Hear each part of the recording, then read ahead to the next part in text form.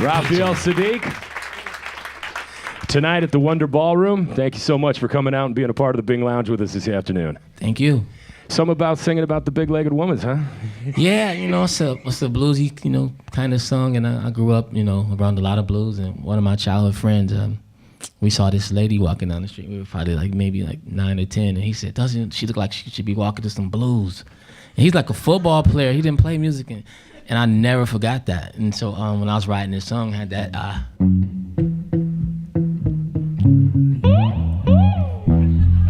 And I was listening to the bass line. I was going like boom, boom, boom, boom.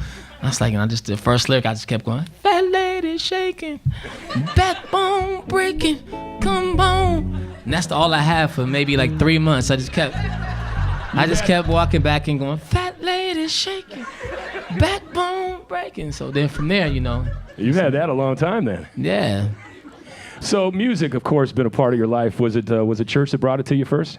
Yeah, it was church and my uncles and my father. It was always instruments and just the neighborhood, just bands too. It was a lot of bands in my neighborhood. Almost every 2 houses there was somebody played the guitar.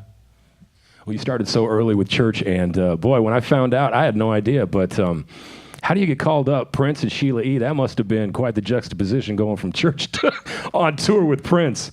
Yeah, well, the church people I played with was just as bad as Prince.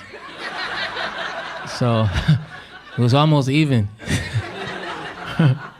So we got the new album, Stone Rollin', coming out. Last one, the way I see it, we had Stevie Wonder, we had Joss Stone. I think one of my Robert Randolph on this new one? Robert Randolph's playing slide guitar on a song called Daydreams.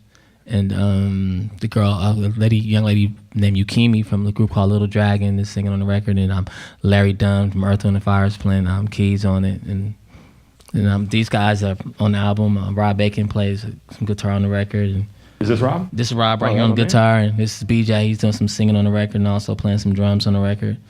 So I just kind of added more of the band members on the record too. So we're keeping the same.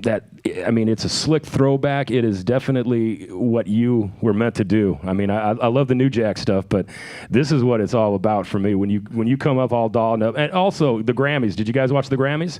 This was the man that was right behind Mick Jagger doing their tribute to Reverend Solomon Burke, and it was fantastic to see it. I was like, hey, look at that! I know, I know that man's music. But it's very cool. So we got the new one. What do we see? Any difference? Is it raw? Is it? It's a little more edgy. A lot more guitars, and I guess the last record was simple, but the last record was sort of like my love letter to Motown, and it was a throwback. If you were a journalist or something. But I've been doing that since I was 8 or 9 years old. Looking, playing with guys and 5 dudes with suits and skinny ties. I've seen that. I've been seeing that since I was 8 or 9 years old, so I just decided to put on a suit and a skinny tie myself.